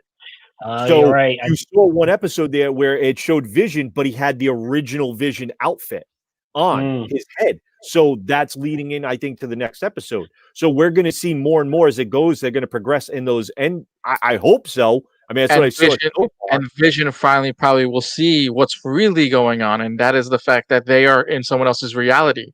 But whose reality are they in? I think Because Wanda's controlling one aspect. Everyone thinks it's her reality, but what if it's someone else's reality, and they're manipulating her to build that reality? Who's more powerful than Wanda right now? That could create a reality that she's stuck and caught in. Because I mean, honestly, Agatha. I think Agatha honestly is trying to get her to have kids for some reason. I think because Agatha's always like seduction, and then you know, what about school? How many whatever. kids? Yes, Right, my husband. So I think if anything, maybe she's working with somebody, probably Mephisto, to like have the kids, so that way she can take one of them and use them for whatever reason. But like, who's powerful enough to keep Wanda in an alternate reality that she doesn't know of? There's only one other person that would be technically, and that would be Charles Xavier, and they have not introduced Professor X. The X-Men, yeah. So she literally is the most powerful mutant per se on this planet. So, and another thing too is like Tony Stark is dead, so like nobody could have intellectually trapped her in like a helmet of sort that keeps her in her own, let's say, I don't want to say because sleeping. Even if if Stark, AIM, and all the other companies like have figured it out, they still need Professor X to build a Cerebro, and when he first builds the first Cerebro, other companies try to manipulate their own version of Cerebro. So without the X-Men, you don't really have a Cerebro. Who has Cerebro? Who is strong enough to No, mind man. manipulate? And look, we don't have the White Queen as a reference. Look, as much as we want to do it, who's the other person? The White Queen or the Cockroach? Or I mean, what other what other mind manipulating mutants do we have in the universe? None. We don't have any. The only person that would do it would actually be a rogue agency. There are plenty of rogue agencies in Marvel. I don't think any of them are collective enough to capture and do this for WandaVision, because it's not like she's in her own dream. They're capturing people. Geraldine, aka Monica Rambeau, is in that universe now. So now we just got to figure out who else is there willingly and is aware, and who else wasn't there unwillingly. Excuse me. To be honest, I want to say this. I think it's more of the Sword reference, because Sword is the continuation of what Hydra was, and we have a lot of Hydra references. AIM is the competing company against Stark, so it would not be that. There is a lot of Hydra and a lot of Sword references. No, there isn't a lot of AIM. The AIM reference fun. Hash, when you say they're continuing what Hydra, what do you mean? Because Sword was technically supposed to watch for threats outside in the universe coming to Earth, but they changed it from sentient, whatever. They said it from world to weapon. They changed it from world to weapon now. But go ahead. And who wants the worldly weapon? The only person that wants more power than anyone else is Hydra. But Hydra is technically disbanded. Because remember, we haven't heard much about that since Civil War. Winter Soldier, yeah. Winter Soldier and Age of Ultron, because Ultron killed Baron von Strucker. Strucker, whatever. Strucker. But then when we get to Falcon and Winter Soldier, we get more Hydra. Well, we get Baron Zemo. We haven't seen it. March 15th, bro. March 15th. No, that's where it's gonna get. That's where the storyline is gonna get really good. Facts. Everything. Give us everything of this crazy Marvel universe. When I think of Marvel, I think of mutants. I don't think of Captain America. I don't think of anything else. I think of the X-Men and the X-Men series when I think of Marvel. So give me the mutants, man. Finish up with the mutants. Give it to me. Give me my Cyclops. Give me my Gambit. Give me Storm. I want to know how they're going to introduce Quicksilver in this, and it's not her brother, and it's a different version. There is a reference where the original Quicksilver from the first X-Men movies show up, from the first class X-Men shows up. And he's supposed to be in this, and that's not her brother. So I love that they're adding him. Like, that's gonna be interesting. I want to see who he is. Like, they did the right thing. They gave us 2 episodes and left us with a bunch of questions. Don't get me wrong, I still would be interested in watching it play out if they gave me 1 episode this past Friday, but they gave me 2. It's so much information for us to crawl through. And now they're only going to give us 1 episode a week for the next 7 weeks. Okay. I know. Can you handle 30 to 40 minutes long too? So that's not that bad. And it's only 30 minutes. That's the crazy part. Yep. Can you handle it? Can you handle another 7 weeks of this? Can you handle it? Because look, right after that one, we get a nice little short break, a little short, not that short a break, but we end in mid-February, and then we have to wait a couple more weeks, and we go right into March. Falcon and the Winter Soldier, baby. Mm-hmm. And then after that, we get Loki. Right. Yep. What if? The What If? Are we getting What If and then Loki? What If is 3rd and then Loki is 4th? Yes. Loki is at the end of the year, which I'm okay with. For all the girl dads out there getting the What If series first. Yes. Look, Mr. Miyagi-san over there, calm it down. Oh my god! Look, I just want season 4 to get released. Look, all I know is that they're editing right now. As much as fans want to BS saying that they're filming, trust me, they're not filming. They are not filming. Season 4 is already been filmed, and they're filming anything is probably extra scenes that have already been filmed. So season 4 is coming out this year, whether you want it or not. Mm-hmm. Give it to me. Bev is my favorite character. All right. I love what's going on with everybody else, but Bev is it. Like, she's a standout to me. That whole Is that how mirrors work? Line just like took me off the roof. All right. At that point, I loved her. Bev, kudos to you. I hope they give you more parts. I hope they give you more parts. What TV reference do you think we're gonna get in the third episode? I think we're gonna get I Dream of Jeannie. Maybe some more Dick Van Dyke, depending on the animation. And of course, at some point, I Love Lucy for sure. Right. We have to. I think you're right. I think in this next episode, we're going to get those 3 references and stuff like that. I think the next episodes is when we'll start getting more of some of the later sitcoms, and stuff like that. And then we'll lead into the 80s and 90s. Oh, I'm so looking forward to those. What if like episode 8 or 9, we get like a Friends episode? So no, what's like that would be dope. I love it would actually make sense when you go to episode 8 and 9. Right. 80s would be the 80s reference, 90s would be the 90s reference, and maybe that leads into the Friends or the Avengers thing. But go ahead, Bergy. You have a different theory for that one. Well, I think I like the fact that they're doing Full House references and stuff like that. They're going to reference that type of stuff. I know they're doing a Married with Children style episode where they all have that poof here and stuff like that, Peggy style and stuff like that. I love this. I think this is great that they're doing like a tour through classic, sitcom TV shows. Dude, you're killing me at Sanford and Son. I would love to see a Sanford and Son Happy episode. Days. That would be great. Happy Days. I don't think they're gonna have I don't think they're gonna do Happy Days because Happy Days, unless he shows up in the Fonz outfit and he goes, "Yo," I mean, unless I think you could. I think you could envision doing that. Yeah. Hey. Right? There's so much stuff to it. There's so many episodes I'm looking forward to, and how much are they gonna pack into these episodes that we're gonna have to unpack? Yes. For info and Easter eggs. It's gonna be great.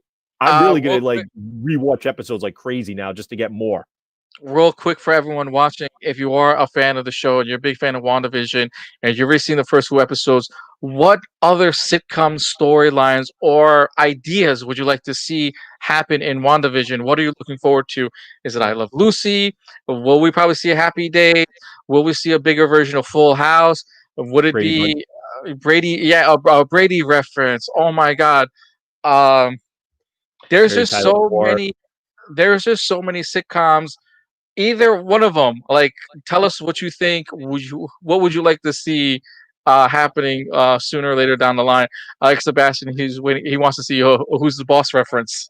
Yeah, I can see that. Kids around, cool. I can see that. So we did notice when they changed the camera work that happened in the second one. They started doing close-ups now, but that's the style of TV, So they'll definitely do that for sure.